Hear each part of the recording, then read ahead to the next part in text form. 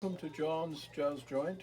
This is video number 13, and we're going to be doing something a little bit different from the past where we focused on the song and some of the singers. This time we're going to be looking at a songwriter because it's a very interesting fellow. His name is Billy Hill, and he was born in Boston in 1899 and was a very accomplished musician as a young fellow. Before the age of 17, he was playing in the Boston Symphony and was offered a full-time job. But as a young man with World War I going on, he wanted to go out west. Remember, this is the cowboy west of the American history, and from from this early stage when he was 17 years old until he's about 30, for 15 years, he roamed the American West doing all kinds of jobs as a cowpuncher, as a cook, as a surveyor, and even, oddly enough, in Salt Lake City, Utah, he started a jazz band in a Chinese restaurant, which kind of is contradictory, but anyway, it worked for him, and it was thought to be the first jazz band in the west of the United States. Eventually, he got to San Francisco, and he tried to sell some of his songs there, but it wasn't very successful. So he thought he'd go back to New York, and on the way, he decided it was time to get married. So he stopped at a hotel where there were some vaudeville shows going on, and he saw this attractive lady in the hallway and went up to her and proposed marriage, and she broke out laughing. She couldn't believe it. And he was quite serious about it, so he proposed a second time. And this time she thought, well, he's not that bad looking. So she accepted the proposal, and they got married that day.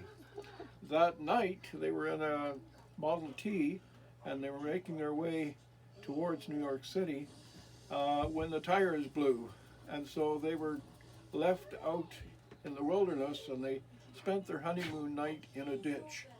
Well, in the morning, he wrote the song "The West and Est and You," and it has become a very well-known song, particularly by your grandparents and your parents. With someone like you, a pal good and true, I'd like to leave it all behind and go and find some place that's known to God alone, just a place to call our own. A great song. Now, when they got to New York, around 1930, he was still trying to peddle his songs.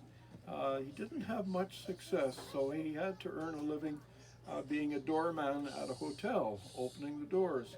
And by this time, his wife, Didette, was pregnant, and they didn't have a lot of money, and so the hospital wouldn't take her in as a pregnant lady until he went out and got some money.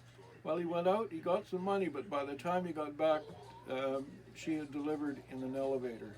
So you kind of get the idea that this was a rough and ready kind of life that they were leading. Things began to break for them in 1932.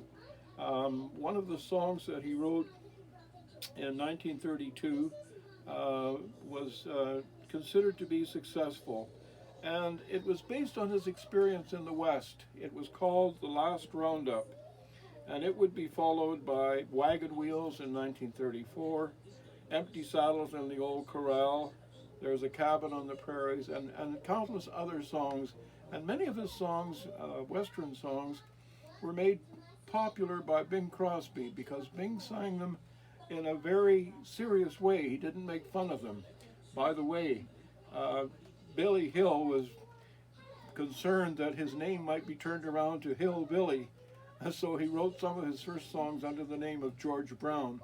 And it was only after he actually became successful that he started using the name Billy Hill.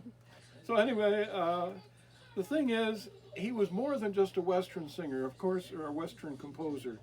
He wrote some songs that we all know as pop songs. In 1932, he wrote "Have You Ever Been Lonely?" And that was a song recorded in the 60s, first of all by Jim Reeves, and secondly by Patsy Cline, but not together. as you know, both of those individuals, Jim and Patsy, died in separate plane crashes. But they had recorded these songs in 63 and 64. It wasn't until 1981 that some producer melded the two versions. And in 1981, they released the joint version of Patsy Cline and Jim Reeves singing, "Have You Ever Been Lonely? Have You Ever Been Blue? Have You Ever Loved Someone Like I Love You?" And it shot right up to the top of the charts. But it was originally written in 1932 and was part of the breakthrough, because the next year, the Last Roundup was well known. It was from that point, from 1932-33, he became one of the top songwriters in New York City.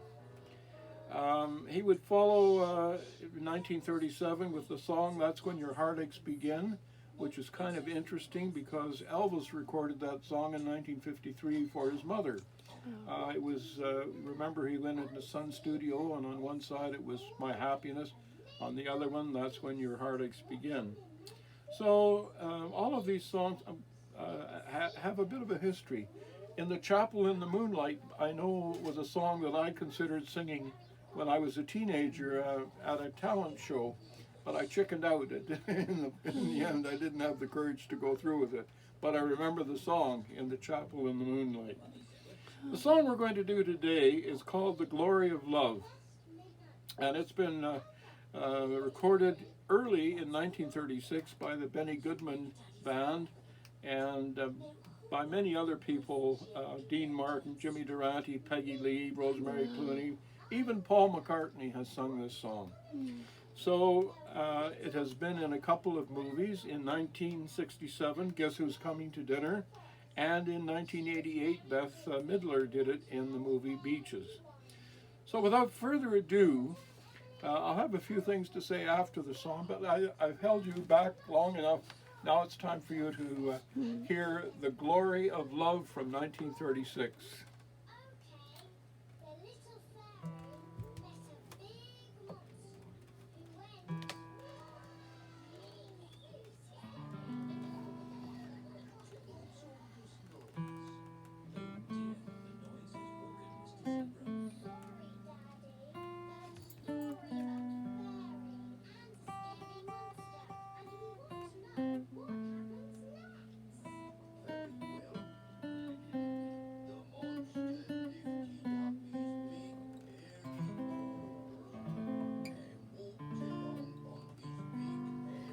You gotta give a little, take a little, and let your poor heart break a little.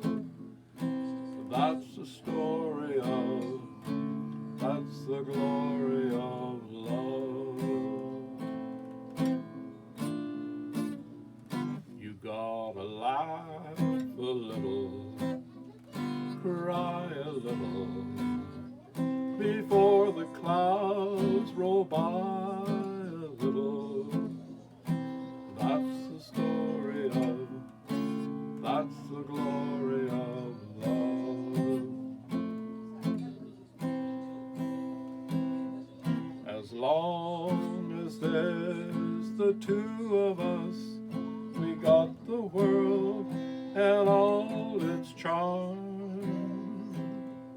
And when the world is through with us, we've got each other's arms. You gotta win a little, lose a little, and always have the blues a little. That's the story of, that's the glory of love.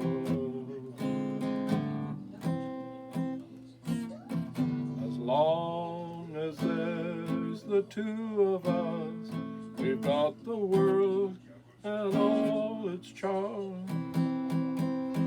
And when the world is through with us, we've got each other's arms. You gotta win a little, lose a little, and always have the blues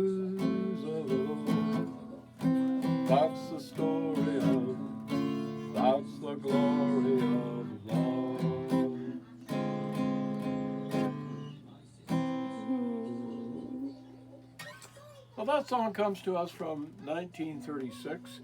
It wears very well. As for Billy Hill and his wife Dedette, things didn't work out quite so well for them.